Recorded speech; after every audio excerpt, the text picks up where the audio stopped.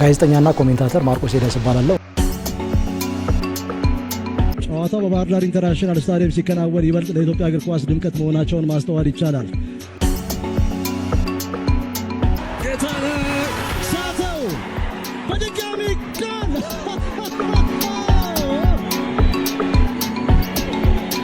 17 ሳምንት ጠብቋል። በዚህ ልክ ማርክ ፈረጆቹ የብላንደር ሚስቴክ የሚሉት አይነት ስህተት ነው። ምክንያቱም ምናልባት ጎል አዲዮሳና ሄኖክ አበበ ጨዋታውን በፊሽካቸው ደመደሙ። ምን አይነት ልብ አንጠልጣይ ጨዋታ ነው!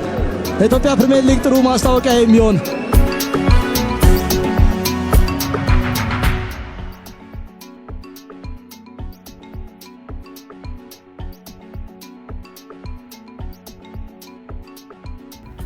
ከዛ በኋላ የሆነው ነገር ትኩረትን ይስባል። የሱፐር ካፕ አሸናፊ ሆናችሁ በቀጣይ ዓመት ጊዮርጊስን አሸነፋችሁ። ግን ስዩም የጨዋታ መንገዱን ቀየረ። ቡድኑ ለሁለት ተከፈለ። ቡናም ብዙ 1-1 አቻ ውጤቶች መዘገበና ከዚህ ከኤችአይቪ መሪዎች መካከል አንደኛው ይሄ መወሰን 1-1 ከዛ ጋር ተያይዞ እንደዚህ አይነት ስም ወጣለት። ለሁለት የመከፈል ቲም እንትን ነበረ። ከዛ የጨዋታ መንገድ እንውጣና የብዙ የሚነካካውን የኳስ ንክኪ ትተነው በ4 እና በ5 የኳስ ንክኪ ተጋጣሚ ቡድን ላይ እንድረስ በሚል ካሳይ፣ ኮኮሻ፣ አሰግድ፣ ሜቢ አንዳርጋቸው የሆነ ግሩፕ ለብቻ የሆነ ግሩፕ ደግሞ ለብቻ የዛ የጨዋታ መንገድ የተመቻቸው ተጫዋቾች ነበሩ። ለምሳሌ አሸናፊ ግርማ፣ ማሞ አለም፣ ሻንቆ አስፕሬላ፣ ሁሴን ሰማን እንደዚህ በኋላ በዛ ዓመት አሸናፊ በጣም ጎልቶ የወጣበት ጊዜ ነበር 1993 ነው። ያ ለሁለት የተከፈለው ግሩፕ የነበረው ሂደት በኋላ አሰግድም ጫማውን በዛ ዓመት ሰቀለ። ጊዜው ሳይደርስ ምን ነበር የተፈጠረው? እንዳልከው አንዳንድ እንግዲህ ከውጤት ጋር የተያዙ ነገሮች የውጤት የመዋዠቅ ነገር መጣ። በተጫዋቾች መካከል እንግዲህ ይሄ የመረዳት የእይታ ልዩነት ሊኖር ይችላል። እሱ በራሱ ችግርም አይደለም። ያው ችግርም ነው ምልህ ያ ነገር በአሰልጣኙ በደንብ ካልተገራ የሚያመጣው ችግር አለ፣ ቲሙ ላይ የሚያመጣው ችግር አለ። ግን ይሄ የአስተሳሰብ ልዩነቱን ልታቀራርበው ትችላለህ። ምናልባት አንዳንድ ጊዜ 100% ላታጠፋው ትችላለህ። ግን በጣም የማቀራረብ እድል ይኖራል ብዬ አስባለሁ። እንደዚህ አይነት እንግዲህ ሰፋ ያለ የአስተሳሰብ ልዩነት በተጫዋቾች መካከል ካለ ማለት ነው። አንዳንድ ጊዜ ቅድም እንዳልኩ ነው ተጫዋቹ መጫወት ከሚፈልግበት ነገር አንፃር ወይም ኳስ ጨዋታን ከሚረዳበት ነገር አንፃር ልዩነቶች ሊኖሩ ይችላሉ። ትልቁ ግን ኃላፊነት ያሰልጣኙ ነው የሚሆነው። ምክንያቱም ተጫዋቹ አንደኛው ወገን ሌላ ያስብ፣ ሌላኛው ወገን ሌላ ያስብ። ለአሰልጣኙ ሐሳብ መገዛት ግድ ነው። አሰልጣኝ የሚያስፈልገው ለዛ ነው። ያንን ግሩፕ ወደ አንድ አመለካከትና አስተሳሰብ ለማምጣት ነውና የያዝከውን አመለካከት አስተሳሰብ እንዳለ ይዘህ ለአሰልጣኙ ሐሳብ ግን የመገዛት ኃላፊነት አለበት ተጫዋቹ።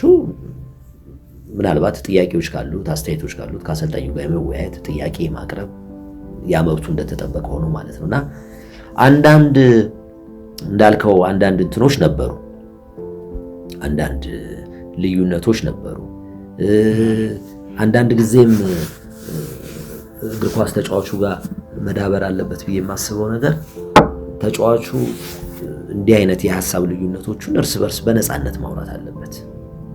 በነፃነት ሁሉም አንድ አይነት አስተሳሰብ እንዲኖረው አይጠበቅም። ምናልባት ከተነጋገርክ መጣል ያለብህን ነገር ጥለህ መያዝ ያለብህን ነገር ይዘህ መጨረሻ ላይ ወደ አንድ ወደሚቀራረብ አስተሳሰብ ውስጥ ልትመጣ ትችላለህ። ግን ያንንም ለማድረግ መነጋገር ያስፈልጋል በነፃነት።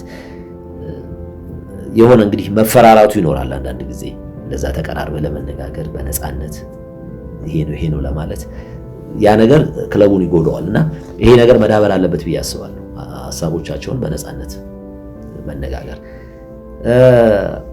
ይሄ ክፍተት እንዳለ ሆኖ ያውኛ ስዩምን እንግዲህ 1990 ላይ አስታውሳለሁ ናዝሬት ለዝግጅት ተቀምጠን አዳማ ራስ ሆቴል አንድ ጥያቄ አቅርበን ነበር። ይሄ ኮንትራታችንን ለማደስ ከክፍያ ጋር የተያዘ ጥያቄ አቅርበን ነበርና ያው በወቅቱ እንግዲህ አንዳንድ የኮሚቴ አካሄዳል ነጣጥሎ እንትን የማድረግ ነገር አለ። መከፋፈል አንዳንድ አካሄዶች አሉና ጥያቄው የግሩፕ ጥያቄ ነው። ግን መጀመሪያ ላይ በግል የተጠራ ነው። እኔ እናሰግድ ነበር ሳይን እንድናደርግ አድርጉ የሚል ያው እኔም ፍቃደኛ ነው። ይሄ አንድ ላይ እንደ ግሩፕ ወይም እንደ ቡድን ያቀረብነው ጥያቄ ነው፣ የሁላችን ጥያቄ። ስለዚህ መጀመሪያ ጥያቄዎቻችን መልስ ማግኘት አለበት። ያንን የመጀመሪያ ሙከራ አደረጉ። ከዛ በኋላ ከታች የመጡ ልጆች ነበሩ እኛ ጋር፣ እነሱን ፈርመዋል ናቸው። እነሱ ሌላ ከሊድ ቴዎድሮስ ዑመር አብደላን እነሱን ሳይን አድርጉ እናንተ፣ ምክንያቱም ጥያቄው በኋላ እንትኑ ከኛ ጋር አብሮ ታይቶ እናንተ ሌላ ችግር እንዳይደርስ እናንተ ችግር የለም ሳይን አድርጉ አለን። እኛ ግን ያንን ጥያቄው መጀመሪያ መልስ ማግኘት አለብን። ይሄን ማነሳል ለምንድን ነው መጨረሻ ላይ ፋይናሊ የፈረምነው ስዩምን ላለማጣት ነው። ምክንያቱም ተጫዋቾቹ ተሰብስበን ተነጋገርን። ኦኬ አሁን ሳይን ባናደርግ ምንድን ነው የሚሆነው? ከቲሙ ጋር እንለያያለን፣ ኮንትራታችንን ጨርሰናል፣ ሌላ ቲም ሄደን መግባት እንችላለን። ግን ሌላ ቡድን ሄደን ደግሞ ምን አይነት አሰልጣኝ ላይ ነው የምንወድቀው? ለእኛ የሚመች ነገር እናገኛለን ወይ? ከጨዋታ አንጻር እንዴት ነው እሱ ነገር የሚሆነው? ስለዚህ ስዩምን ባናጣው ጥሩ ነው። ያው የሚሰጠው ስልጠና የምንጫወትበት መንገድ ተመችቶናል ለኛ። ስለዚህ ይህን ነገር ቅድሚያ ብንሰጥ ይሻላል። ከዛ ሌላውን ነገር በሂደት እንትን የምናደርግ ይሆናል። ግን ይህንን ለስዩም ማሳወቅ አለብን ብለን ስዩምን ጠራ ነው፣ የሆነ አንድ ክፍል ውስጥ ጠራ ነው፣ ያለውን ነገር አስረዳ። ሳይን የምናደርገው ስዩም እኛል አንተ፣ ምክንያቱም ከአንተ ጋር መስራት ስለምንፈልግ እንጂ አሁን ያለው ነገር ኮንትራታችን ለማደስ ያቀረብነው ጥያቄ አልተመለሰልንም፣ ይሄ ነገር ስለተስማማን አይደለም ብለን እሱም ቴንኪውሽ አመሰግናለሁ፣ እኔ በተቻለኝ አቅም አንዳንድ ጥያቄዎቻችሁ እንዲስተካከሉ አድርጋለሁ ምናምን ብለን ተለያየን። ይሄን ነገር ማነሳልህ ለምንድን ነው 93ም ስንመጣ ተመሳሳይ ጥያቄ ነው ያቀረብንለት። እርግጥ ያን ጥያቄ ስናቀርብ በግሩፕ አልነበረም ጥያቄውን ያቀረብነው፣ ሐሳቡ አለ ግን ሐረር ላይ ነው። ሐረር ለጨዋታ ውጤቶች ተበላሽተዋል፣ ጥሩ አልነበሩ። ሐረር ላይ ለጨዋታ ሄደን ተሰበሰብን፣ ተጫዋቾችና ተሰበሰብንና አንዳንድ ነገሮች ተወያየን። መጨረሻ ላይ አይ እኛ ሁላችን ይህን ነገር በግሩፕ ጥያቄውን ከምናቀርብ ካሳይና ሰግድ ይህንን ጥያቄ ይዛችሁ ወደ ስዩም ሂዱና ያለውን ነገር አሳውቁ ተባለ። ኦኬ መጨረሻ ላይ በዛ ተስማማን። በኋላ ስዩምን ያው እንፈልግሃለን አለ። በኋላ ስዩምም እሺ አለ። ግን ያው ስዩም ሲመጣ ይስሐቅን ይዞ መጣ። እንደገና ቡድን መሪ ነበሩ በወቅቱ፣ ያው ውጤቱም የተበላሸ ስለሆነ አዲስ የተላኩ ቡድን መሪ ነበሩ። እሳቸውም ስብሰባ ላይ ተገኙ ወይ አልተገኙ፣ እሳቸውን እናሰግድን በግል መሰለኝ ያወሩንና ምንድነው እሺ ልትነግሩኝ የምትፈልገው ነገር አለ። በኋላ አሰግድ የሆነ ሐሳብ ጀመረለት። ሲጀምር አሰግድን አስቆመና ስዩም እሱ ችግር የሚለው ነገር ነገረ። ሲነገር እኔ ደግሞ በመሃል አይ አንተ ባየኸው መንገድ አለም ጋር ስዩም ያየነው እኛ ይሄ ነው ያው አንተን የምንፈልግበት መንገድ ታውቃለህ፣ ከኛ ጨዋታ ጋር ተይዞ አንተን የምታስብበት መንገድ እንደዚህ ለኛ ይመቸናል። አሁን ግን ትንሽ አንዳንድ የምትሰጠን ትዕዛዞች ከእንትኑ ጋር የሚጋጩ ነገር ሆነ። የምታሰራንና አንዳንድ የምጠይቀን ነገሮች ሁለቱ ልዩነት አላቸው እና የሆነ ልክ በፊት እንደምታስበው አንድ የሆነ ወጥ አይነት ነገር ቢሆን እኛ እንደዛ ስለተሰማን ነው አለ። ኦኬ አይ ችግሩ ነው፣ ይሄ ከሆነ ቀላል ነው፣ ችግሩ እንትን ማድረግ እንችላለን አለ። ይሄ ከሆነ ሐሳባችሁ ምንም ችግር የለም። ግን እኔ ዛሬ ላይ ሆኜ ሳስበው ያመነን አልመሰለኝም። እኛ ጀስት ይሄ አንዳንድ ጊዜ ተጫዋች እንደ ግሩፕ ተሰብስቦ የሆነ የሚይዘው አቋም አለ አይደለ? እና ሌላ ነገር ያሰብን መስሎታል ብዬ አስባለሁ፣ እንደ አድማ ነገር። አዎ ግን እንደዛ አልነበረም። እንግዲህ አብዛኞቹ ተጫዋቾች ያው ምስክሮች ናቸው ዛሬም ስላሉ። ብዙዎቹ ተጫዋቾች በወቅቱ የነበሩት ወደ ስዩም ከመሄዳችንም በፊት እንደ ግሩፕም ስንነጋገር በቃ ለስዩም ይሄን ነገር ማሳወቅ አለብን፣ በቃ እሱን ማጣት የለብን። ግን አሁን እየተቀመጠ ያለው ነገር ይሄ የመጨረሻ ስምምነታችን ይሄ ነው። እንግዲህ በዛ መሀል እንደ ተጫዋች አስተያየት መስጠትም ምን የሚልም ያው የሚፈራ ሊኖር ይችላል። አጠቃላይ ካለው ነገር ከተያዝክበት ለረጅም ጊዜ ቡድን ውስጥ ቆይ እንትን ካልክበት መንገድ አንጻርና በዛ መንገድ ስብሰባው ተበተነ። በኋላ በፊት ግን ቦታ ያልሰጠነው ነገር በኋላ እኔ ያየሁት ነገር ግን ምንድነው ቡድን መሪውን እናሰግድን ጠሩንና ምንድነው ችግሩ? ቲማችን ውጤቱ አይደለም ምንድነው ችግሩ? እናንተ ሲኒየር ተጫዋቾች ናችሁ ምንድነው ችግሩ አሉ።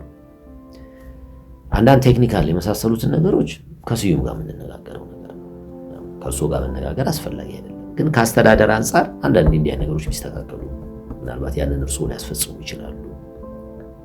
ይሄ ነው። ግን ሌሎች አንዳንድ ያሉት ቴክኒካል ነገሮች ግን ከስዩም ጋር ነው የምንነጋገረው አልናቸውና አንድ ነገር በወቅቱ አንድ ነገር ነገሩ። ብዙም ልብ አላልነው፣ ግን በኋላ ላይ ነው ነገሩን እንትን ያለው። ምን አንድ ነገር ምን ነገሩን? በአንድ ወቅት የሆነ ክፍለ ሀገር ውስጥ የቡና መሬት እንትን ፍሬ አልሰጥም አለ መሬቱ። ብዙ ሰዎች ተላኩ እዛ ቦታ ላይ፣ ብዙ ጥናት የሚያደርጉ ሰዎች ተላኩ። በጭራሽ በቃ መሬቱ ምን እንደሆነ ሊታወቅ አልቻለም።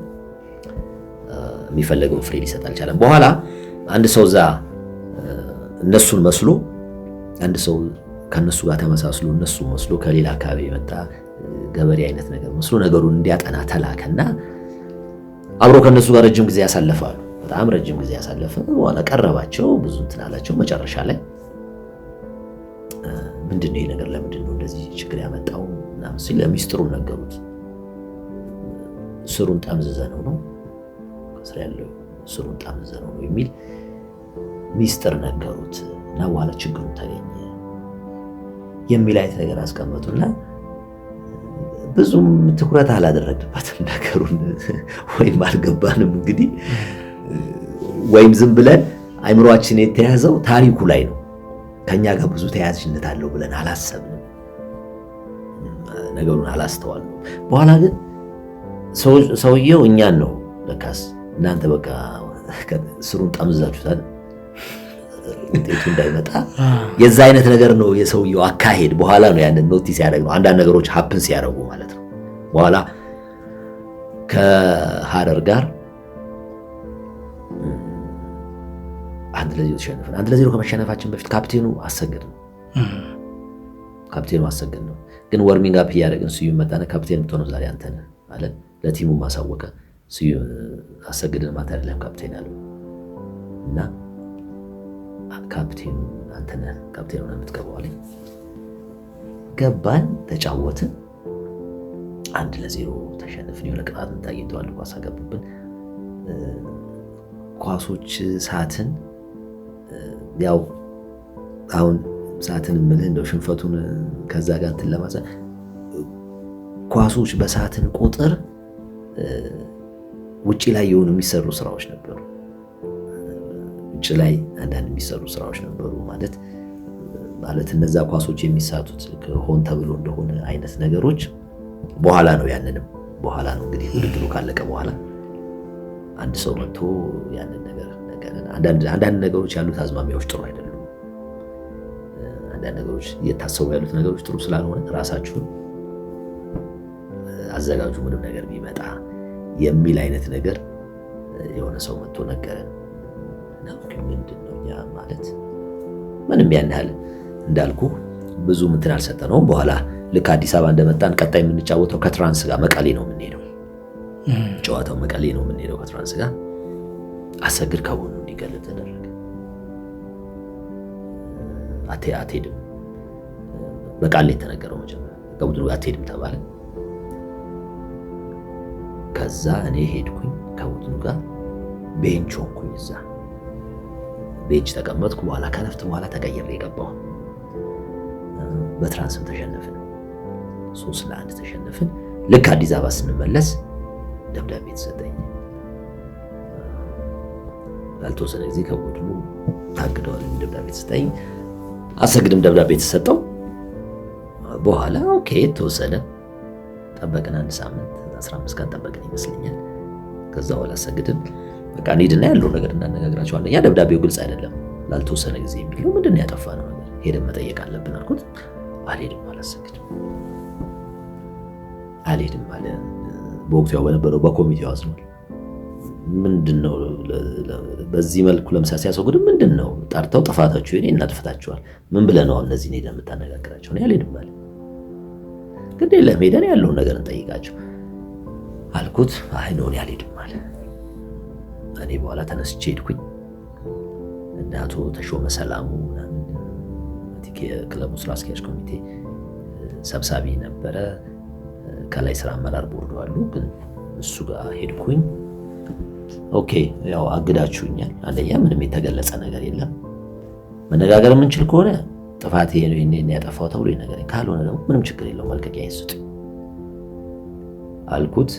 አሁን ይሄን ማድረግ አልችልም። ቁጭ ብለን ግን እንድንነጋገር ልክ ነው ያነሳው ጥያቄ ተገቢ ነው። ችግሩ ምንድነው የሚል እሱ እኮ ምንም አይ ስዩም ይታገዱልኝ ስላለ ኦኬ ያው እንዳሰልጣኝ መብቱ ነው ያንን ማድረግ። ግን ቶሎ እንድታነጋግሩ ይፈልጋሉ። ያለ በዛ መልቀቂያ ይስጡ በቃ አሁን በግድ እዚህ መቀጠል አለብኝ እያልኩ አይደለም ማለት። በኋላ ነው ይሄ ከመድንም ጋር ሄጄ መድኖችም አነጋገሩኝ። እዛም ሄጄ በቃ እቀጥላለሁ የፍቃደኛ ሆንኩኝ። አይ ቲንክ ሳይንም ያደረኩ ይመስለኛል መድን። ግን ሳይን ሳረግ እዛ ጋር ያለው ነገር ካለቀ ነው ይህ ቃል ልትገቡልኝ ያስፈልጋል። እዛ ጋር ያለው ነገር የማያልቅ ከሆነ እዚህ ጋር ሳይን ያደረኩት ነገር ትቀዳላችሁ እና መልኳቸው ኦኬ በዛ ተስማማን። በኋላ መጨረሻ ላይ ነገሩ በኔ በኩልም ግፊቱ ሲመጣ ብዙ እየተመላለሱ ረፍትም አልሰጠኋቸው። በኋላ በቃ እንድንነጋገር ተደረገ። በወቅቱ የስራ አመራር ስብሰባ አቶ አብዱራዛቅ እሱም ባለበት አጠቃላይ ስብሰባ ተነጋገርን። ያው አንዳንዶቹ ነገሮች እንዳልኩ እንግዲህ ምንም አሁን ዛሬ እዚህ ላይ የምታነሳቸው ነገሮች አይደሉም። ምንም ተገቢ ያልሆኑ ነገሮች ናቸው። ያው አንዳንዱ ከጥርጣሬ የመጡ ነገሮች ናቸው። እኛ በንጹህ ልብ ያደረግነው ነገር ነው። በኋላ ነው በቃ መመለስ አለብህ ተባለ። ምንም ኦኬ ለምንድን ነው አይ እንደዚህ እንዲህ ስለታሰበ ነው። ለምንድን ነው የታገድኩት? ምን አጥፍቼ ነው? አይ እንዲህ ስለታሰበ ነው። በቃ አንተም እንግዲህ ቤት ነው ልጅ ሆነ ያደግበት ነው። ስዩም ደግሞ አባትህ ነው ከቤት ጀምሮ ያሳደገ ነው። ስለዚህ በቃ ሚስ አንደርስታንዲንግ ነውና መቀጠል አለበት ተባለ። በኋላ ያንን እንግዲህ የመድንም የተወሰነ ቼክ ብር ሰጥቶኝ ነበር እንጂ ላይ ነበረ ቼኩም እሱን መለስኩላቸው። እንትኑንም እንዲቀዱልኝ ተደረገና ወደ ቡድኑ እኔ እንደገና ተመለስኩኝ። አሰግድ ግን በቃ በዛው አቆም እና አንዳንዶች ነገሮች መለስ ብለህ ስታያቸው ያሳዝናሉ። ግን ምን ታደርጋቸዋለህ? ምንም ማድረግ አይቻልምና በዛ አይነት መልኩ ነው ያ 93 ላይ ያ ክፍተት አለመግባባት የተፈጠረውና በመካከላችን እዛ ደረጃ ድረስ ነገሩ ሄደ። ያው እንግዲህ በወቅቱ ተጫዋቾቹም ያው ፍርሃቱ አለ ምን አለ ታውቀዋለህ። ያው ተጫዋች ሆነ ስላለፍክ አንተ ጋር ያለው ስሜት ስለሆነ እነሱም ጋር ያለው ትረዳቸዋለህ። ያው እነሱ ለምን ምናምን የሚል ያውቁታል ትክክለኛውን ነገር። ግን ሄደው ደፍረው ለምንድን ነው እንዲህ አይነት ምን አድርገው ያው እንደዛ የመጠየቅ እንትኑም የለም አቅሙም የለም። ያው እኔም በሁሉ አላደርገው እችላለሁና ግን ያውቁታል ትክክለኛውን ነገር ምንድነው የተነጋገርነው። እኛ ይዘን ነው ጥያቄ ሁሉ ነገር አስቀድመን እኛ ተጫዋቾች ተሰብስበን የተነጋገርንባቸው ነገሮች ነበሩ። እነዛ ነገሮች ተፈጠሩ እና እኔ እንድመለስ ሲደረግም ያለውን ነገር ሄጄ በግልም ለአቶ አብዱራዛቅ አሳወቅኩኝ ያለውን ነገር። ምክንያቱም እንደተመለስኩ የመጀመሪያውን ጨዋታ ቤስት 11 ውስጥ እንድገባ ነው የተደረገው። ግን የራሴ ስጋት ስለነበረኝ ያለውን ነገር አንዳንድ ነገሮች ማሳወቅ ስለነበረ ሄጄ አሳውቃይ ችግር የለም እሱ እኛ ኃላፊነቱን እንወስዳለን አሉ። በዛ መልኩ እኔ ወደ ቡድኑ ተመለስኩኝና እኔ ቀጠለ። ስዩም በዛው የጨዋታ መንገድ ቀጠለ ወይስ ቀየረ አቋሙ? ስዩም በዛው የጨዋታ መንገድ አልቀጠለም። በኔ እንግዲህ በዛው ስልህ እሱ በሚታወቅበት ለኔ እንግዲህ ቁጥር አንድ የምትለው አሰልጣኝ ነው ለኔ። ግን አንዳንድ ጊዜ ማለት ከውጤት ጋር ከመሳሰለው ጋር በተያያዘ ትንሽ ወጣ ገባይ ማለት ነገር ነበር ብዬ አስባለሁ። ቲሙ ተወዳጅ ነው። የሚሰራቸው ቲሞች በሄደበት ክለብ ውስጥ ውጤታማም ነው። ግን አንዳንዴ ንጽጽሩ ከጊዮርጊስ ጋር ስለሚሄድ ንጽጽሩ ከዛም ጋር ስለሚሆን አንዳንድ ጊዜ ወጣ ገባይ ማለት ነገር ከያዘው ጠንካራ አቋም አንዳንዴ ወጣይ ማለት ነገር ታያለ። አንዳንድ ቡድኖች ላይ እንደዛ አይነት በብሔራዊ ቡድን ደረጃ አንዳንዴ ከያዛቸው ቲሞች ከመሳሰሉት ነገር እንደዛ አይነት ክፍተቶች ታይ ነበርና ያ ነገር አልነበረም። ግን የሚገርም ነገር አሁን አንዳንዴ ከውጤት አንፃር ነው እንደዚህ ነው ይሄ አያስፈልግም ብሎ ግን እንደገና ደግሞ እዛ ነገር ውስጥ መቆየት ይቸግረዋል። በግለሰብም ደረጃ ተጫዋቾችን ሲመርጥ እንዳጫወትም ልምምድም ሲያሰራ የሚፈልገው አለ። እሱ የሚፈልገው የኳስ ፍሰት አለ። መጀመሪያ አካባቢ እኛ እንደመጣንም ምንም አብሮ ሲጫወት አይቼዋለሁ። የተወሰነ ነገር ከኛ ጋር በጣም ቴክኒካሊ እንትን ጊዮርጊስም እያለ በጣም ምርጥ አማካይ ነበር። በጣም ተጫዋች ነው። መጀመሪያ አካባቢ ያስታውቃል ሲጫወት ምን ሲል። ያው ወደ በኋላ ላይ እንግዲህ እንትኑም እድሜውም ጉዳይ ምናምን ስላለ ያው ሙሉ ለሙሉ የማሰራቱ እንትን ላይ አብሮ ብዙ ፓርቲሲፔት አያደርግም ነበር እና አልነበረም። ከዛ በኋላ እንግዲህ እንዳልኩ 94 የተወሰነ ከሄደ በኋላ ከዛ በኋላ እንደገና ከቡድኑ ጋር አንዳንድ ውጤቶች ሲበላሹ ከቡድኑ ጋር ተለያየ። 6 ጨዋታ ሲቀረው ያስክ ቲሙ ካሳዬ ምናልባት ደረጀ ባቢ ነበረ ስምኦን ኋላ አሊም ከህመሙ ጋር የታገለም ቢሆን የጋራ ኃላፊነት የመስጠት ነገር ነበረ። ግን ወደዛ ከመግባታችን በፊት አላሊን ከውድድር ውጭ አድርጎ ደጋፊው ዛማሌክን ጥሎ አላሊን ያስተኛ እያለ እስኪዘምር ድረስ ጥሩ ጉዞ ነበረው በአህጉራዊ መድረክ። ግን የሊጉን ዋንጫ ላለማንሳቱ 90 ላይ ተፎካክሮ ነበር። ከዛ በኋላ ባሉት ዓመታት ግን የለም ያ ነገርና ምንድነው ምክንያቱ? አሁን አንተ ጫማን እስክትሰቅል ድረስ በአዲሱ ፎርማት ለምን የሊጉን ዋንጫ ማንሳት ከበረው? ከነበረው ስብስብ ከጨዋታ መንገዱ አንጻር ጫና ነው? በተለይ የክልል ሜዳዎች ለኢትዮጵያ ቡና የጨዋታ መንገድ አለመመቸታቸው ነው ሊሆን ይችላል። ያ ሜዳዎቹ እሱ አንዱ ችግር ነው። ግን ዝም ብሎ የቡና ችግር ብቻ አድርገህ የምታነሳው አይደለም። ያው የሁሉም ነው። ሁሉም ያንን ችግር እየተጋፈጠ ነው የሚያልፈው። ግን ከ91 በተወሰነ ደረጃ ጥሩ ነበረ ቲሙ እስከተወሰነ እንትን ድረስ አስታውሳለሁ ጥሩ ነበረ። ያኔ ምናልባት ካልተሳሳትኩ አብርሃም አንድ ጨዋታ ብቻ አብሮ ግን ረዳት ሆኖ ከስዩም ጋር አብሮ እየሰራ የነበረበት ሰዓት ነው። ከዛ በኋላ ነው ስዩም ሲለያይ እንደገና አብርሃም ትንሽ ጊዜ ቆየና እንደገና አይ ቲንክ ከዛ እንትናን መሰለኝ መኩሪያ ሽብርና ኃይሉን ቲሙ ያመጣው። ይሄ ወጣ ገባይ ማለት ነገር ነበር። በኋላ እነ መኩሪያም ከመጡ በኋላ ቲሙ አንዳንዴ ጥሩ ነገር ታያለ፣ በዛ ነገር የመቀጠል ነገር የለም። የሆነ ወጥ የሆነ ነገር አታይም ነበረ።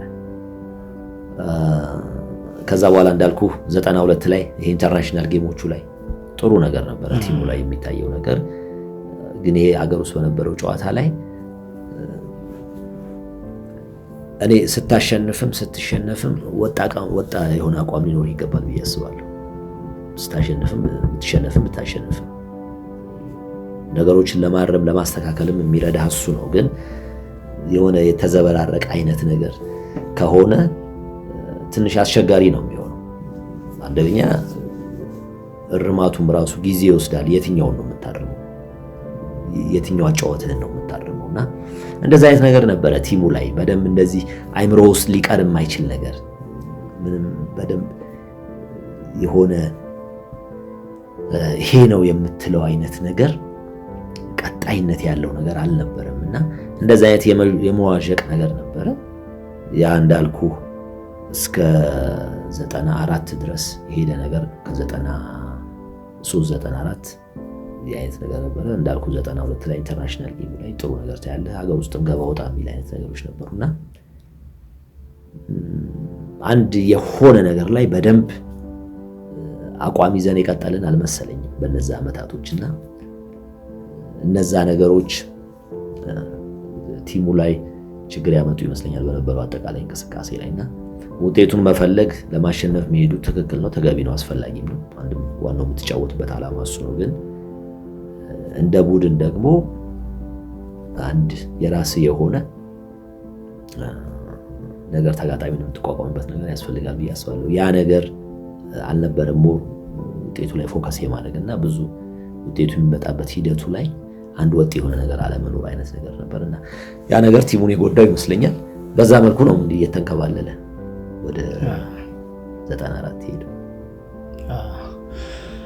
94 እንግዲህ ተጫዋች ሆነ ያልታሰበ አጋጣሚ ተፈጠረ።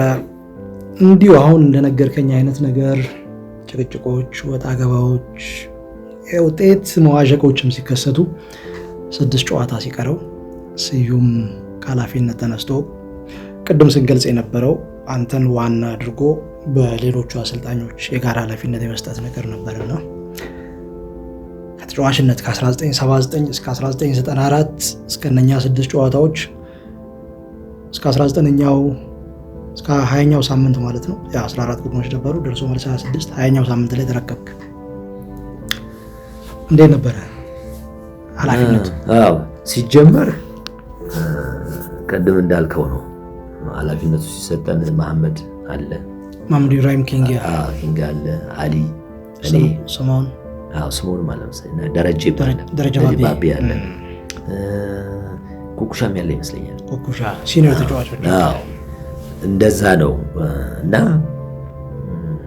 የነበረው ነገር ያው እንግዲህ ትንሽ ወደዛ ስንመጣ ያው ከተጫዋችነት ስለሆነ የኃላፊነት የተሰጠን የሆነ ውሳኔም ለመወሰን ምን ለማለት እንትኑ ነበረ በማለት የመፈራራቱ አንዱ አንዱን የመጠበቅ ነገር ወደ አሰላለፍ ላይ ስንመጣ እንደዛ አይነት ነገሮች ነበሩ። ብዙም ኃላፊነት ወስዶ አይ ይሄ ቢሆን ጥሩ ነው የሚል ነገር አልነበረም። ብዙዎቻችን ጋር አንዳችን የመጠበቅ ነገር ወይ አንዱ ደግሞ በሚያነሳው ሐሳብ የመስማማት አይ ጥሩ ኦኬ ይሁን የማለት አይነት ነገር እንደዛ አይነት ነገር ነበር። እንትና ግን በኋላ በእርግጠኝነት እንግዲህ እንዴት እንደሆነ አላስታውስም፣ ነገሩ ግን ወደ እኔ መጣ ተንከባሉ። እኔ ኃላፊነቱን ወደ መውሰድ አይነት ነገር መጣ። እንዳልኩ እነሱ አሉ በዙሪያ ያሉ አንዳንድ የምንመካከራቸው ነገሮች አሉ። ግን ሞር ለእኔ እድሉ ይሰጠኝ ጀመረ አሰላለፎቹን እንዲወስን የመሳሰለውና የቀሩት እንዳልከው 5 ነው 6 ጨዋታ ከባድ ነበረ። ግን ሁለተኛ ደረጃ ይዞ እንዲፈጽም አደረክ። አዎ ቡድናችን ሁለተኛ ሆነን ጨረስን።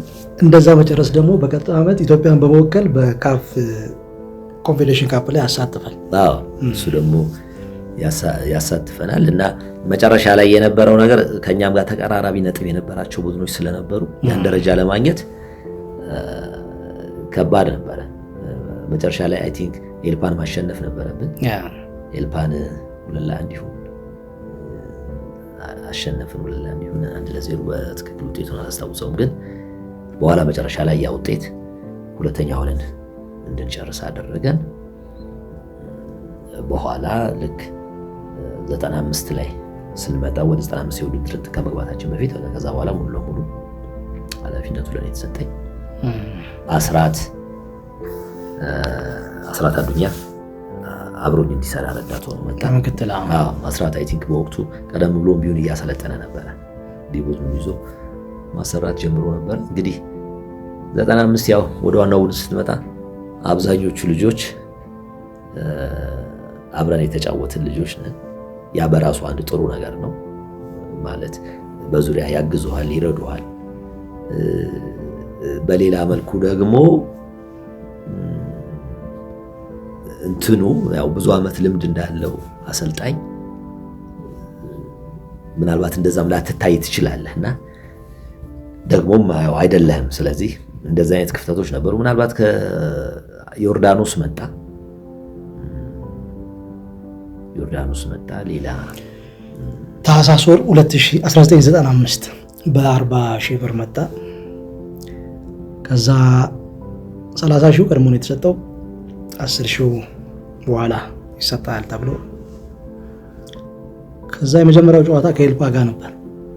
አገባ ከዛ በፊት ምንድነው መጨነቅ በሆነው ባልሆነው በዱቤ ከመግዛት ከታች ማሳደግ ነው አለ በቀለ። ይሄን የኮረንቲ የኤልፓ ደጋፊ እና የቡናም ደጋፊ ቀበል አድርጎ ምንድነው መጨነቅ በሆነው ባልሆነው ኤልፓ ክልል ሲሄድ ቡና ካይሮ ነው ብሎ ገጠመ። ከዛ እሱ አገባ በዛ ጨዋታ ግን ተሸነፋችሁ አስታውሳለሁ። ግን ዝግጅቱ ምናምን የነበረው ሂደት እንዴት ነበር? አጠቃላይ ዋና አሰልጣኝ ሆነ ስትሄድ ወደዚህ እንመጣበታለን። ጥሩ ነበር። አጠቃላይ የነበረው ጥሩ ነበር። አይ ቲንክ ዮናስን መጥቷል መሰለኝ በወቅቱ ከኤልፓ ዮናስ በኋላ ላይ 96 ነው ዮናስ የመጣው። ኦኬ እንትና ኃይሉ አድማሱ ቻይና እና እሱን ነበር ለማምጣት ጥረት የተደረገው። ዮናስ ነው የተሰካው። 97 መጣ እሱ በኋላ ላይ እሱን አልነበረም። እሱን ሰምቻለሁ እኔ ከወጣሁ በኋላ ቻይና መጥቷል 97 ላይ። 95 ዝግጅታችን ያደረግነው ደብረ ዘይት ነው። ጥሩ ነበረ ዝግጅቱ፣ ጥሩ ነበረ። ያው እንግዲህ ደግሞ እንትን ውስጥ እየቆየ ስትመጣ አንድ ቀንም ሁለት ቀንም እያደረግ ስትመጣ እሱ በራሱ ኤክስፒሪየንስ ነው። ምን ማድረግ አለብኝ የሚለው ነገር ከተጫዋቾች ጋር ያለው ነገር በራሱ ተጫዋቾችንም ሰብስበህ እሱ በራሱ የራሱ የሆነ ቻሌንጅ አለው። አንዳንድ ነገሮች እንደምታስባቸው አይደለም ያለህን ነገር ማስረዳት ምን ማለት፣ ምክንያቱም ከዛ በፊት ኤክስፒሪየንስ የለም። ግን እንዳልኩ ዝግጅት ላይ አብረን ስንቆይ እነዛ አንዳንድ ጥያቄ የሚሆኑብህ ሸክም የሚሆኑ ነገሮች እየቀለሉ ከዛ በኋላ በደንብ የምትፈልገውን ነገር ተግባራዊ ከማድረግ አንጻር ከተጫዋቾች ጋር ጤናማ የሆነ ግንኙነት ፈጥረህ ስብስቡም ጥሩ ነበረ። የነበሩት ቲም ውስጥ የነበሩት ብዙ ልጆች ጥሩ ነበርና የመጀመሪያው ነገር እንግዲህ ያኔ ነው ከተጫዋቾቹ ጋር እንግዲህ ስብሰባዎችን የማድረግ የመወያየትን ነገር የጀመርኩት አንዳንድ ሐሳቡን በተመለከተ። ምክንያቱም መጀመሪያ ሊረዱ ያስፈልጋል። አንተ እንዳሰልጣኝ መጫወት የምትፈልግበት መንገድ ተጫዋቾቹ መረዳት አለባቸው። በዛ ላይ ጥያቄ ካላቸው አስተያየት ካላቸው ያንን ነገር በነፃነት መግለጽ እንዲችሉ ያንን ነገር ማበረታታት አለብህ። እንዳልኩ ተጫዋቹ ጋር ብዙ ያው እንትኑ የለም። ያው አንዳንድ ጊዜ በግድ እንደው አስተያየት መስጠት አለበት ማለት ሳይሆን ግን ካለኝ ከልምድ ከማውቀው ዝም ብሎ ያው በነፃነት ሐሳቡን የመግለጽ ጥያቄ ማቅረብ ጥያቄ የሆነበትም ነገር ብዙ እንደዛ አይነት ነገር የለም። ግን ያንን ነገር መፍጠር አለብኝ ብዬ አስብ ነበር። ተጫዋቹ በማበረታታት በማለት ከነሱ ብዙ ልማረው የምችለው ነገር እንዳለ ያንን ደግሞ ብለው በትክክል ምክንያቱም እኔ ተጫዋች እያለሁ ስጫወት እንደ ተጫዋች በዛ ነገር ውስጥ እያለፍኩ ስለሆነ ሁሌ ያንን ነገር ፕራክቲስ እያደረኩ ስለሆነ ልምምዱንም ጌሙን ከዛ ውስጥ የምማረው ነገር አለ። ከዛ ውስጥ ከሰው ጋር ባወራ ላነሳቸው የምችላቸው ነጥቦች አሉ። ስለዚህ ያን መረዳት ያ ነገር እነሱም ጋር እንዳለ አምናለሁ። በዛ መረዳት ውስጥ ሆኜ ነው ተጫዋቾቹንም ስጠይቅ የሆነ ነገር ሊገኝ እንደሚችልም በማመን ነውና ያንን በደንብ ወደ እነሱ ውስጥ መክተት አለብኝ። ያንን ሳደርግ ቻሌንጅ የለውም አይደለም፣ ምክንያቱም አለው። ተጫዋቹ ሜዳ ላይ ከሚሰራው ልምምድ ውጪ ቁጭ ብለህ በምትነጋገረው ነገር ውስጥ የሚያገኘው ግንዛቤ እውቀት አለ ወይ? ሜዳ ላይ ሊያግዘው ሊረዳው የሚችለው ነገር ተጫዋቹ አሁን እንደዚህ ይረዳል ወይ የሚለው ነገር በራሱ ቻሌንጅ ነው። አንዳንድ ጊዜ በቃ ለእግር ኳስ ብቁ የሚያደርጉት ነገሮች የሚያገኛቸው ሜዳ ውስጥ ብቻ እንደሆነ ማለት እሱ አንዱ ነገር፣ ግን ከዛ ውጭ የምትነጋገራቸው ነገሮች ስለ ታክቲክ፣ ስለ አስተሳሰብ፣ ስለ ምናምን በዛ ውስጥ ብዙ የሚያዳብረው ነገር አለና ይሄ ነገር እንዳለ ተጫዋች ውስጥ ያንን ነገር የመፍጠር እና ለምሳሌ ስብሰባ ሲባል ወይ በአንድ ጉዳይ ላይ ልትነጋገር ስትመጣ ያንን ታሳቢ አድርጎ እንዲመጣ ከዛ ውስጥ አንድ የሚያገኘው ነገር እንዳለና ያንን ለመፍጠር ነው የመጀመሪያው ነገር። እነዛ ነገሮች በተወሰነ ደረጃ ተሳክተዋል ብዬ አስባለሁ። ሌላው እንግዲህ ቡና ትልቅ ክለብ ነው። ስለዚህ ሚዲያው የሚሰጠው ትኩረት አለ፣ ደጋፊ የሚሰጠው ትኩረት አለ፣ የተጋጣሚ ቡድን ተጫዋቾች የሚሰጡት ትኩረት አለ። እነሱ በራሳቸው ራሱን የቻለ ቻሌንጅ ነው፣ ቀላል አይደለም። ሁሉ ጊዜ ለተጫዋቾች ሽፋን መስጠት አለብህ። ሽፋን ስልህ የተለያየ የሚሰሙት ነገር የሚመጡ ሐሳቦች ስላሉ ያንን ነገር አንተ ትክክል ነው በምትለው ሐሳብ ውስጥ ያ ነገር ይዞ ጠርጓቸው ይዘው እንዳይሄድ ማለት ነው።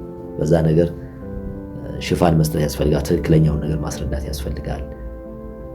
ዝም ብለህ የሆነ ሀሳብ ስላሰብክ ብቻ ሜዳ ውስጥ መተህ ተግባራዊ የምታደርገው ነገር አለ። የተጫዋቹን አይምሮ ከተለያየ አቅጣጫ ነገሮችን መቃኘት ያስፈልግ ነበርና ከልምምዱ ጋር ተያይዞ እንግዲህ እነዛን ነገሮች ለማድረግ ጥረት አደረኩና በዚህ ሂደት ውስጥ እንግዲህ እንዳልኩ አንዳንድ ከተጫዋቾች የሚመጡ ሀሳቦች፣ አስተያየቶች ምናምን ነበሩ። ጥሩ ነበሩ። እነዛ ነገሮች ጥሩ ነበሩ። በዛ ሁኔታ ውስጥ አለፍን። በአመዛኙ ሳየው ጥሩ ነገር ነበር። ተጫዋቹ የነበረው ስሜት፣ አንዳንድ ጥያቄዎች፣ አንዳንድ አስተያየቶች እንዳሉ ሆነው ግን አብዛኛው ነገር ጥሩ ተስፋ የሚሰጥ ነገር ነበር ተጫዋቹ ጋር የምታየው። ከዛ ወደ ውድድር ገባን።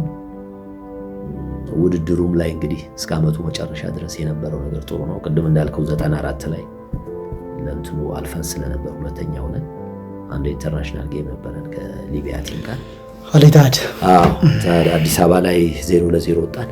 እዛ 1-0 ተሸንፈን ነው ከውድድሩ የወጣ ነው።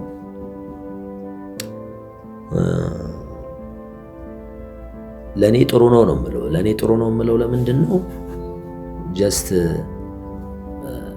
እኔ በሁለት መንገድ ስለማየው ነው። አንዱ ምንድነው አንዱ የሚጠበቀው የሆነ ውድድሩ ስትገባ ማሸነፍ፣ ውጤት መያዝ ነው። እሱ እንደተጠበቀ ሆኖ ግን በመጀመሪያ ለማሸነፍና የተሻለ ውጤት ይዘህ ለመውጣት ለዛ የሚያበቃን ነገር አለ ወይ?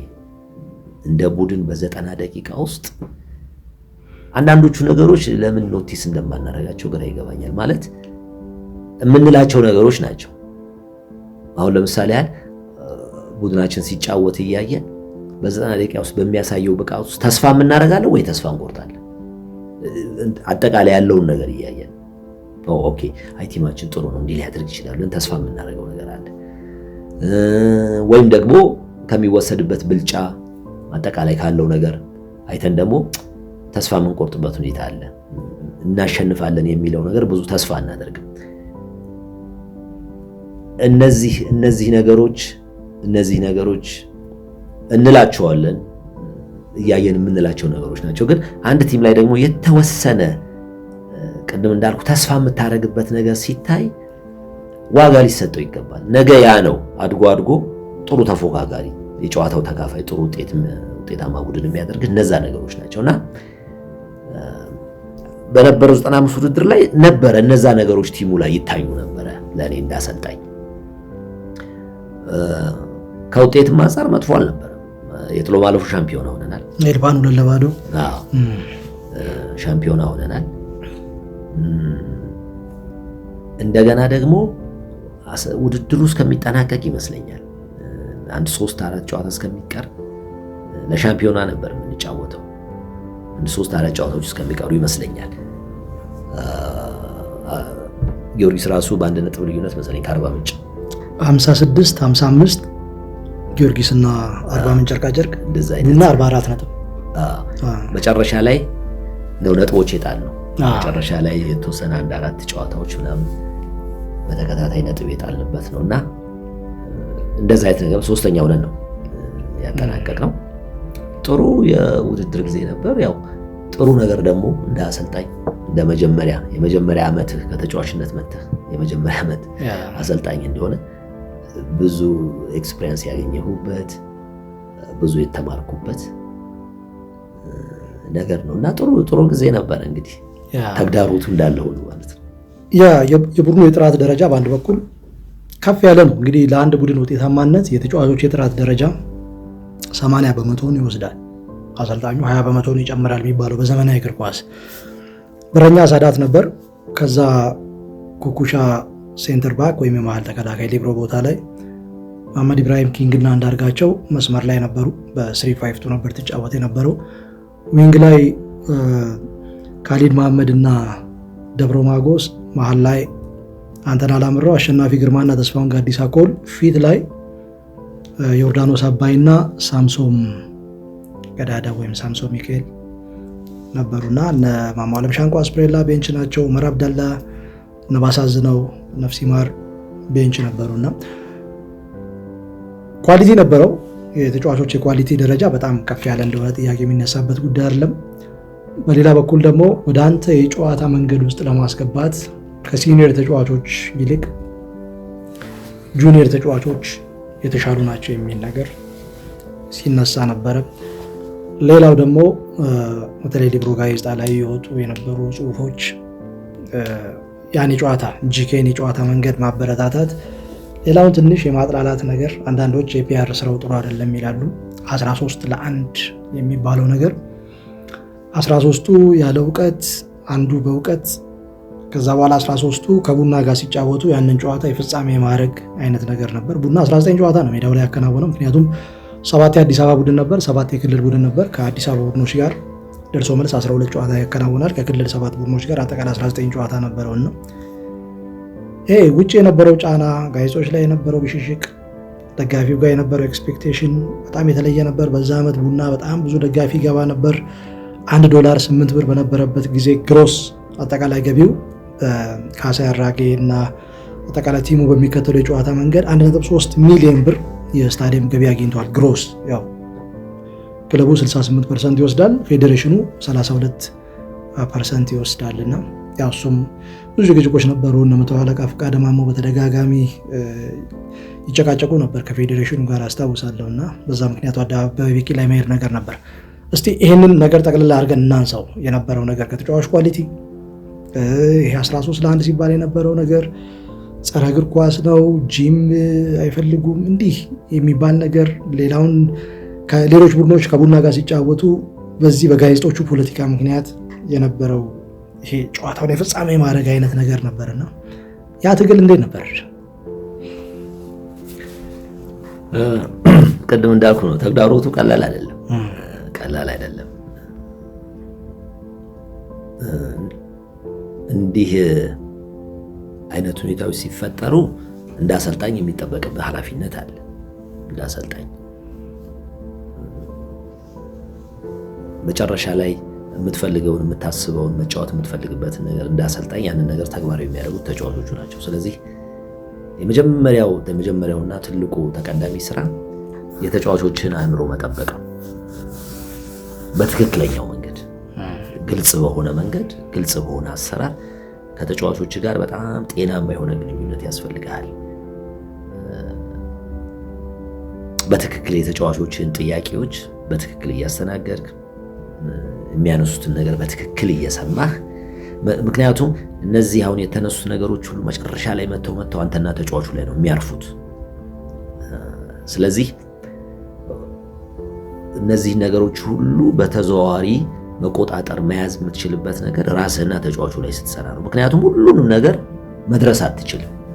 ሁሉንም ነገር ለሚዲያው ሁሉ መልስ ሰጥተህ ሚዲያ ሁሉ እንዲቀበልህ ማድረግ አትችልም። ለደጋፊ ሁሉ ምላሽ ሰጥተህ ደጋፊ ሁሉ እንዲቀበልህ ማድረግ አትችልም።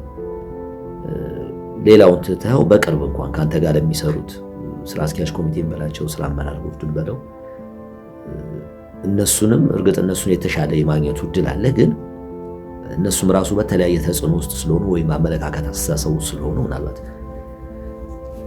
ተጽዕኖ የሚለው ተገቢ ላይሆን ይችላል። ግን ያው የራሳችን አመለካከት አስተሳሰብ አለ ስለ ኳሱ ሊሉ ስለሚችሉ ምንም እንኳን የተሻለ ግንኙነት ከነሱ ጋር የማግኘት እድሉ ቢኖርህም እነሱንም እንግዲህ በየጊዜው እያገኘህ በአንተ አመለካከትና አስተሳሰብ ውስጥ ወደ ራስህ የሚመጡበት እድል የለም። ያንንም የማድረግ ግዴታ ያለ አይመስለኝም። እርግጥ እድሎች አሉ።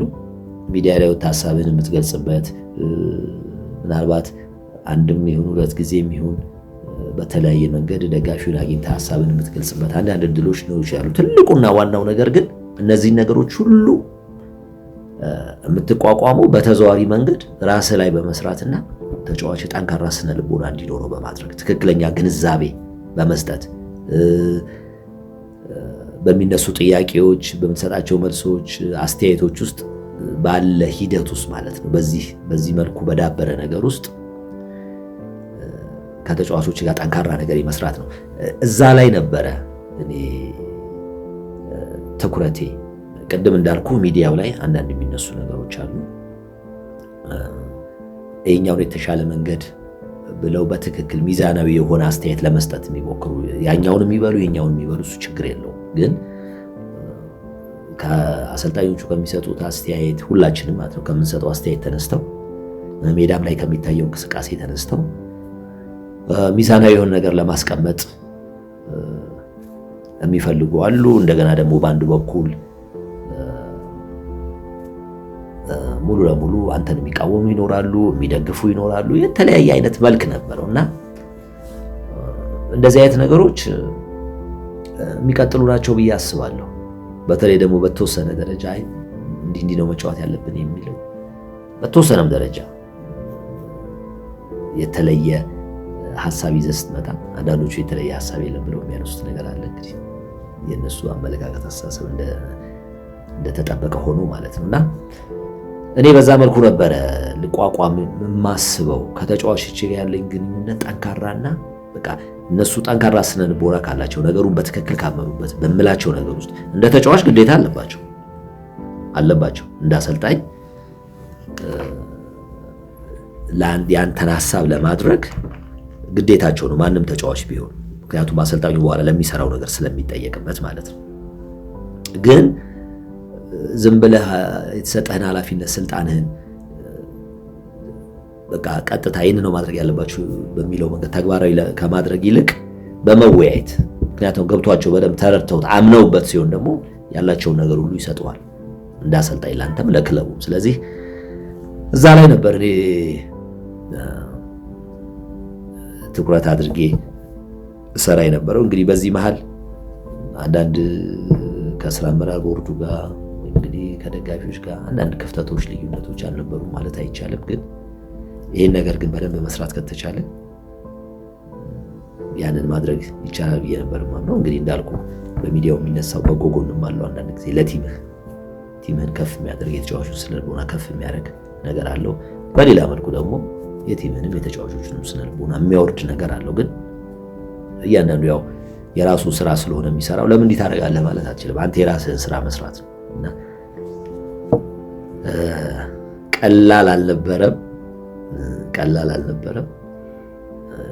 ግን ያው እንዳልኩ ሁሉም አሰልጣኝ ጋር ሁሉም የምትጫወቱበት መንገድ ጋር የራሱ የሆነ ዕውቀት አለ፣ የራሱ የሆነ መረዳት፣ የራሱ የሆነ ግንዛቤ አለ። ተረድተውታል ተጫዋቾቹ። ግን ያንን የጨዋታ መንገድ ጊዜ ወሰደብህ ወይስ ወዲያው ገባቸው? እንዴት ነበር አንተ የታዘብከው? ጊዜ ይወስዳል። አንዱ ምክንያት ብዬ የማስበው ልምዱ የለም በግልጽ የመነጋገር። ለምሳሌ ያህል አንተ በራስህ ለማስረዳት የምትሄድበት ርቀት አለ። በመጀመሪያ ደረጃ ቅድም እንዳልኩ ታማኝ መሆን አለብህ። አንተ በራስህ ወደ ተጫዋቾቹ ሐሳቡን ይዘህ ስትመጣ ተጫዋቹ በምንም አይነት አመለካከትና መረዳት ውስጥ ይሁን ያንን ነገር አስረድቼ ተነጋግረን የሚያነሳውን ጥያቄ ካለ ከሱም መቀበል ያለብህ ነገር ካለ ከሱም መቀበል የተሻለ ነገር ከተጫዋቹ ካሳየህ ለዛ መጀመሪያ ዝግጁ መሆን አለብህ። ራስህን ነው ማዘጋጀት ያለብህ። በስነ ልቦና በዛ ደረጃ መዘጋጀት አለብህ። ራስህን ካዘጋጀህ በኋላ ግን ወደ ተጫዋቹ ያንን ነገር ይዘህ ሂደህ ማስረዳት ያለህን ሐሳብህን ተጫዋቹ በዛ ላይ የሚያነሳውን ጥያቄ አስተያየት ምናምን ለመቀበል ራስህን ሬዲም። ግን ቅድም እንዳልኩ እንደ ተጫዋችም ብዙ ዓመት ስለተጫወኩ ስላየሁትም የለም ያ ልምድ ተጫዋቹ ጋር የለም። ለምሳሌ ተጫዋቹ ጥያቄ ቢኖረውም ያንን ነገር አውጥቶ ጥያቄ የሆነበትን ነገር ትክክል አይደለም የሚለውን ነገር ማምጣት ብዙ እንግዲህ አይዶን ነው ተጫዋቹ ያለፈበትም ነገር ይሁን ወይ ያደግንበትም መንገድ ይሁን በነፃነት የማድረጉ ነገር የለም ተጫዋቹ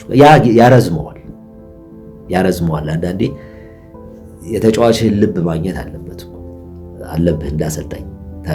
ተጫዋቹም ያንተን ልብ በትክክል ፍላጎትን፣ ስሜትን፣ የምታስበውን ነገር አጠቃላይ ስለ ተጫዋቹ ያለውን አመለካከት፣ ስለ ኳሱ የምታስበውን ነገር ማግኘት አለበት። ያንን ባላገኘህበት ሁኔታ አንዳንድ ጊዜ የራስህን ነገር አስረድተህ ነው በቃ ያንን ነገር ከዛ በኋላ በልምምድ ውስጥ በጌም ውስጥ ለማየት ትሞክራለህ። ከዛ የወጣ ነገር በተደጋጋሚ የወጡ ነገሮች ስታይ ያ ነገር የአስተሳሰብ ልዩነት፣ የአመለካከት ልዩነት እንደሆነ ታሳቢ አድርገህ ተጫዋችን አነጋግረህ ልትመልስ የምታደርጋቸው ጥረቶች አሉ። ልምምድ ለምሳሌ ውድድሩን ከመጀመሪያችን በፊት ወይም ወደ ዝግጅት ከመግባታችን በፊት 95 ላይ አንድ ተጫዋች በግል ጠርቼ አውርቼዋለሁ። በደንብ ጊዜ ወስደን በሌላ አመለካከት እሱ የሚያስበው መንገድ አለ ብዬ የማስበውን ተጫዋች በግል ቀጥሬው ቁጭ ብለን እኔ የማስበውን ነገር ያ ነገር ደግሞ ያለው ጥቅም ያለው አድቫንቴጅ ምንድነው ከቡድን አንጻር ከግለሰብም አንጻር የሚለውን ጊዜ ወስደን አውርተናል ከዛ ልጅ ጋር በደንብ መጨረሻ ላይ ተስማማንበት። አይ ምንም እኔ እንዳሰልጣኝ አንተ የምትለኝ ነገር ለማድረግ ዝግጁ ነኝ። እንዳሰልጣኝ አንተ የምትለው ነገር ተቀብዬ እኔ ተጫዋች ነኝ፣ እንደ ተጫዋች አንተ አሰልጣኝ ነህ፣ ዝግጁ ነኝ የሚል ምላሽ ነው መጨረሻ ላይ ሰጠኝ። ከዛ በኋላ ቀደም እንዳልኩ በዝግጅት ወቅት ያንን ነገር ወደ ተጫዋቾች ውስጥ አንዳንድ የምንጫወትበት መንገዶች ለማስረዳት ባለ ሂደት ውስጥ አንዳንዴ ያው ነገሩ ስላልተለመደ ሊሆን ይችላል። አይ በቃ እኮ አንተ ኮች ነህ፣ አንተ የምትለውን ነው በቃ ማድረግ ያለብን የሚሉም ልጆች ነበሩ። ያው ያንን ሲሉ በአንድ በኩል ትክክል ናቸው፣ በአንድ በኩል ግን የመነጋገሩን አስፈላጊነት አልተረዱትም። መነጋገሩ ምን ያህል ዋጋ እንዳለው እነሱም ውስጣቸው ያለው ጥያቄ አውጥተው አስተያየትም ሰጥተው ምን ብለው ወደ አንድ ነገር እንድንመጣ እኔ መነጋገሩ አስፈላጊ ነው በሚለው ልክ አለማየትም ነው። በአንድ በኩል ቅድም እንዳልኩ በጎ ነገር ነው። አንተ አሰልጣኝና አንተ የምትለው መስማት አለብን፣ እኛ ተጫዋቾች ነን፣ ለዛ ነው መታዘዝ ያለብን የሚለው ነገር በጎ ነው። ግን በሌላ በኩል ደግሞ መነጋገሩ አስፈላጊ ነው። አንዳንድ ጊዜ ስትነጋገር ነው ጥያቄዎች ሲነሱ ወይ የሆነ በራስ መንገድ ጠንካራ አቋም ይዘህ ትሄዳለህ ወይ ደግሞ ከዛ በመካከላችሁ ክፍተት ካለው ሰው ጋር ወደ መቀራረብ ትመጣለህና እሱ ነገር አለመኖሩ ይሄ ያ ልምድ ወይ ያ ባህል አለመኖሩ ትንሽ ጊዜውን ያረዝማል። ጋዜጠኛና ኮሜንታተር ማርቆስ ሄደስ እባላለሁ። ጨዋታው በባህር ዳር ኢንተርናሽናል ስታዲየም ሲከናወን ይበልጥ ለኢትዮጵያ እግር ኳስ ድምቀት መሆናቸውን ማስተዋል ይቻላል። ሳተው በድጋሚ ጎል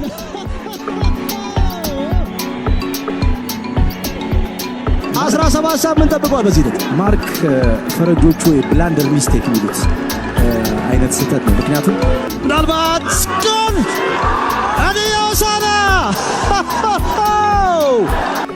ሄኖክ አበበ ጨዋታውን በፊሽካቸው ደመደሙ። ምን አይነት ልብ አንጠልጣይ ጨዋታ ነው! ለኢትዮጵያ ፕሪሚየር ሊግ ጥሩ ማስታወቂያ የሚሆን